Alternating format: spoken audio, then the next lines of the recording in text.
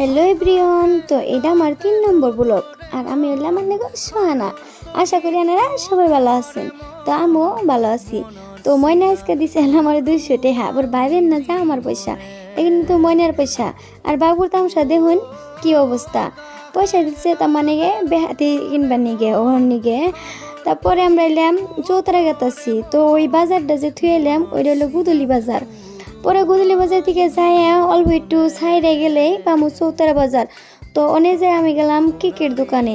তার মানে আজকে আঙ্গো একটা আর কি বাজিয়ে চাল। তো ভাবলাম যে আমি কিনে নিয়ে আবি যাবি, পয়সা কিন্তু ওর কইলামই তো আগে।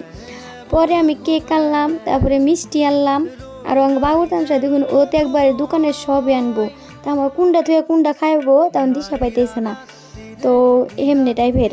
পরে আমি ওন থেকে কিনাই না, তো বাড়ি ফেলা হম আর কি। তো একটা কাইন্ড হয়েছে কি জানেন কেনেরা, তো আর কি জেনে যায় হে নেই খেলে আমার মানুষের চিনে। তো আমার এত শরম করে কি কমু, খালি কবো যে দি তুমি ভিডিও বানাও, তো তোমার আমি চিনি।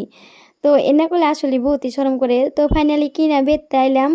তো বাইতে আনে গো দেখাইতেছি আনে গো কি আনলাম আমি। ময়না তার মানে কেক খাইয়া বহুতই ভালো পায়। তার জন্য কইলো যে মানে কেক নিয়ে আহিস। তো আমি আনলাম কেক। পরে আমি আবার মিষ্টি খাই। তো ভাবলাম যে আমার নিগে তাহলে মিষ্টি নেই। বাবু খায় তার মানে অন্য বেহাতি, তো তার জন্য বাবুর নিগে আরও অন্য বেহাতি আনছিলাম। তো বাইতে বাইগনা চাল, তো তার জন্য অল্প বেশি করে বেহাতি সেহাতি আনছিলাম। তো আজকে ব্লগ, বাই বাই গাইস।